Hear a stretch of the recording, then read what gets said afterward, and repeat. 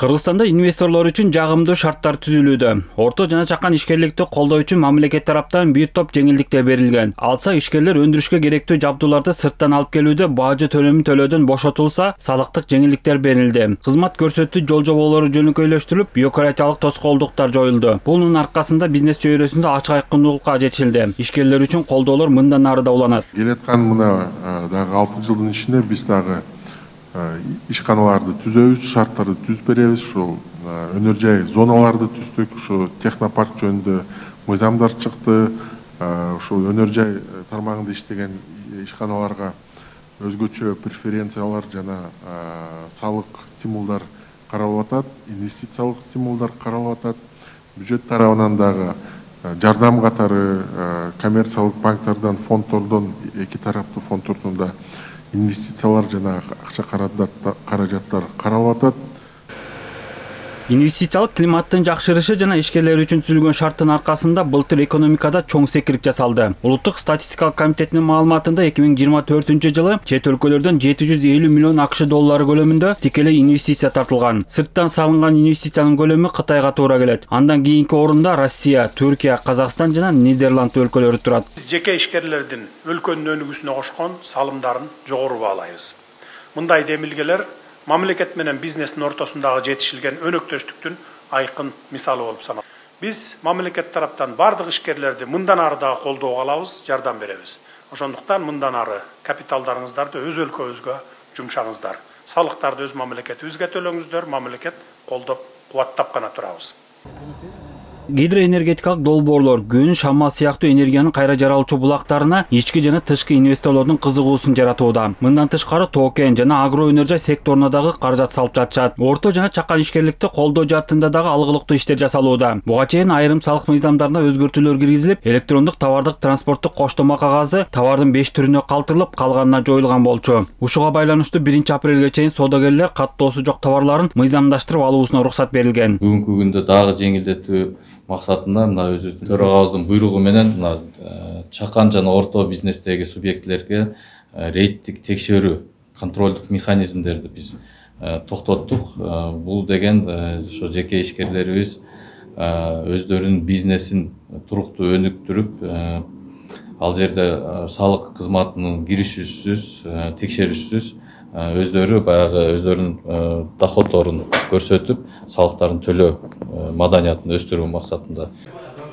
Ушундай эле жеңилдиктер бизнесмендерге дагы берилген. Алар жеке жактардын активдерин ыктыярдуу легалдаштыруу жана мунапыс берүү жөнүндө мыйзамынын негизинде капиталдарын легалдаштырып алуусуна уруксат берилген болчу. 1,5 жыл ичинде жараянга 30 миңдей адам катышып, мунун ичинен 276 декларант баасы 100 миллион сомдон ашык мүлкүн көрсөтүп, бир жолку миллион сомдук салыгын төлөштү. Өткөн жылдын 31-декабрында аяктаган жеке жактардын активдерин легалдаштыруу мыйзамы эң натыйжалуу иштеген укуктук документ болуп калды. Буга чейин Кыргыз Республикасында ыктыярдуу декларациялоо жолу менен активдерди легалдаштырууга жана мунапыс берүүгө багытталган мыйзамдар кабыл алынган. Атап айтканда 2020 жылдын 4-декабрында ушул мыйзамга окшош максаттарды көздөгөн жеке адамдардын мүлкүн жана киришелерин ыктыярдуу декларациялоо жөнүндө Кыргыз Республикасынын мыйзам кабыл алынган. Бирок ушул мыйзам бекем мамлекеттик кепилдиктерин жоктуган, улам алдыга коюлган максаттарга жете алган жок.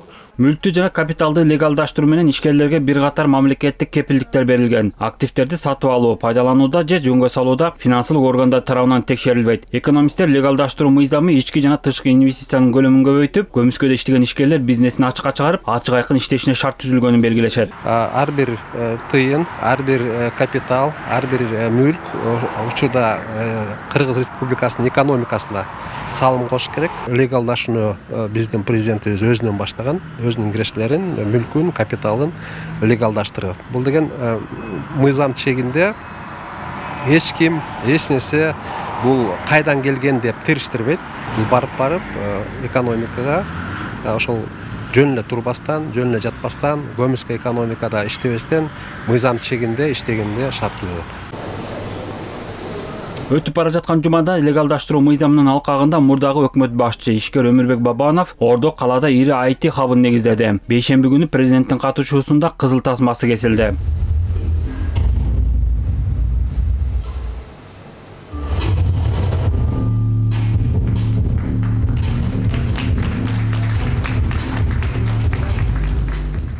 Эми бул имарат санариптештирүүгө, онлайн кызматтарды ишке киргизүүгө салым кошкон IT адистердин борборуна айланат. Мекеменин ачылышына катышкан өлкө башчыны кире бериштен кыргызча сүйлөгөн робот тосуп алды. Саламатсызбы, урматтуу президент мырза.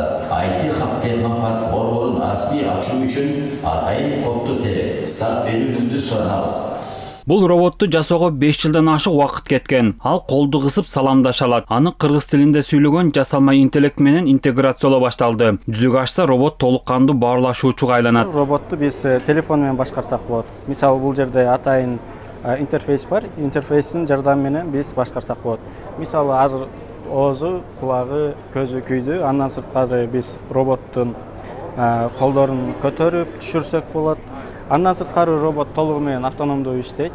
Бул болсо адамдар менен учурашып, аларга ар кандай маалыматтарды берип, маалымат дегенде бул мисалы музейлерге же болбосо аэропорт сыяктуу жерлерге же ушундай технопарктарга койсок болот.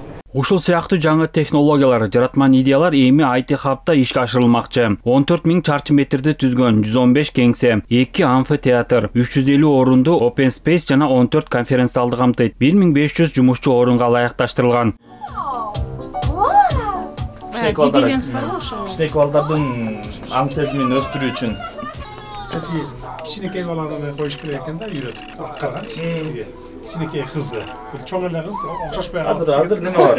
YouTube'дун правиласы бар. Кичинекей баланы койгондон кийин сөз жанында чоң киши туруш керек. Кичинекей бала жалгыз экранда болгон болбойт. IT Hub'та орун алгандардын бири Бакыт мырзанын компаниясы. Алар Powerbank'ти ижарага берген кызматты ишке киргизген. Ал тиркеме аркылуу жүзөгө ашырылат. QR код менен кубаттагычты алып колдонуп, аны башка станцияда кайтарып берсе болот. Бардыгыбыз жашообузда, ишибиз дагы ушу телефондун ичинде болуп калды. Анан телефондун бир минусу бар, зарядкасы түгөм калат. Ошондуктан биздин сервисибиз биздин колдонуучуларыбызга Powerbank'ти ижарага алып, зарядтаганга жардам берет. Бүгүнкү күнү Кыргызстан боюнча жана 11 Кыргызстандын эң чоң шаарларынын ичинде 820 станциябыз бар. Мындай кызматтар жарандардын жашоосун жеңилдетет. Ал эми IT адистеринин заман талабына шайкеш жаңы идеяларды ишке ашыруусун мамлекет кубаттайт. Буга жогорку технологиялар паркы жөнүндө мыйзамга өзгөртүүлөрдүн киргизилгени далил боло алат. Аталган парктын резиденттерине салыктык жеңилдиктерди караган мыйзам мөөнөтсүз болуп былтыр өзгөртүлгөн. Компанияларды алгачкы эң чоң жанагы салыктардан бошотобуз. Бул нарк салыгы, киреше салыгы жана соода салыгы. Ар бир иштеген сотрудник үчүн биз салыктарды жеңилдетебиз. Бул албетте IT компаниялар үчүн өтө маанилүү жана керектүү жардам мамлекет тарабынан. Бизге бул абдан чоң күч кубат, анан жана чоң нери компаниялар тартып келүүгө жакшы шарттарды түзүп атат да. Садыр Жапаров IT Hub'тагы мүмкүнчүлүктөр менен таанышып жатып, бул жай өлкөдөгү санариптик технологиялардын жана экосистеманын өнүгүшүнө түрткү берерин белгиледи. Бул жерде 2 кишиден 32 кишиге чейин офистерибиз бар. Көбүнчөсү биз IT компанияларды чакырып, ушул жерде бири-бири менен иштесин деп, бири-бири менен ар кандай жаңы продукттар кылсын деп чакырганбыз. Бул биздин Microsoft деген разработчиктерибиз, программисттер. Ушул жерде иштешип, жаратышат, ар кандай сайттарды кылышат. IT Hub мурдагы фабриканын имаратында жайгашкан, аны жаратмандар мейкиндигин корууга жана жабдууга 2 миллиард сом инвестиция салынып, жаңы демге ээ болду. Өлкөбүздө дүйнө агымы менен бир агууга, жаңы ачылыштардан артта калбоого ар тараптан тынбай аракеттер көрүлүп келүүдө. Мамлекет жаңыча көз караштагы демилгелерди колдоп келатканы дагы маалым. Биз жеке ишкерлердин өлкөнүн өнүгүүсүнө кошкон салымдарын жогору баалайбыз. Мындай демилгелер мамлекет менен бизнестин ортосундагы жетишилген өнөктөштүктүн айкын мисалы болуп саналат. Садыр Жапаров IT Hub'тын резиденттерин бул имараттын жөн эле ижарачылары болбостон жаңы технологиялык өзгөрүүлөрдүн жаратуучулары болууга чакырды. IT коомчулугунан чыккан ар бир демилге колдоого алынарын белгиледи. Технопарк IT Hub'ынын баса турган жолу байсалдуу болсун.